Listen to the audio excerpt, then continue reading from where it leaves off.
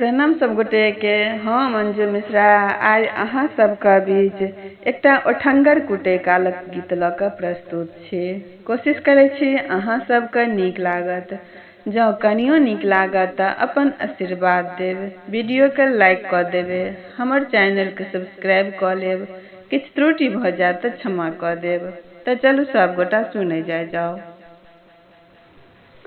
सुंदर दुल्हा सँ धनमा कुटाब है सखी धनमा कुटायब। सुंदर दुल्हा सँ धनमा कुटाब है सखी धनमा कुटायब।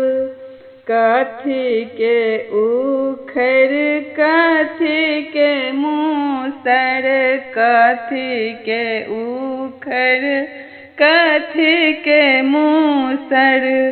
आठ चोट गैना के कूटब है, आठ चोट गैना के कूटब है।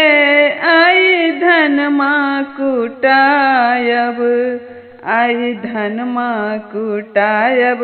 सुंदर दुल्हा सँ आई धनमा कुटायब।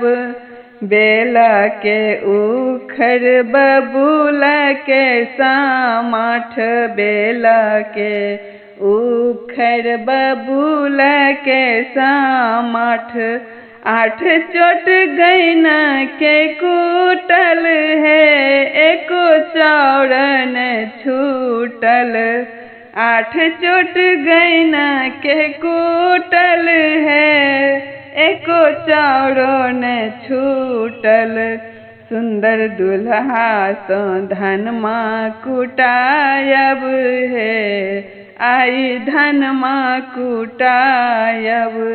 सुंदर दुल्हा सँ धनमा कुटायब है, आई धनमा कुटायब। नौआ आबि कसी डोरी सँ बान्हल, नौआ आबि कसी डोरी सँ बान्हल।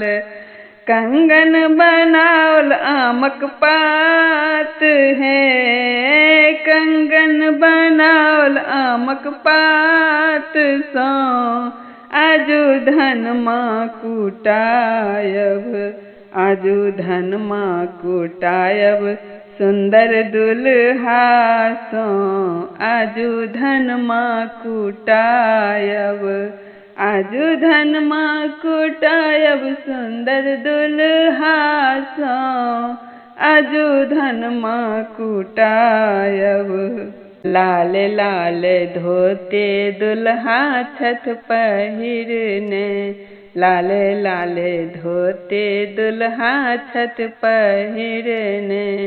सिर पर चमकनी पाग है, सिर पर चमकनी पाग है।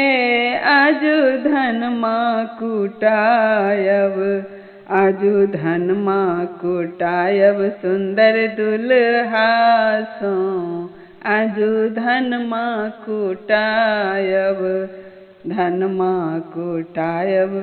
सुंदर दुल्हा सँ आजू धनमा कुटायब।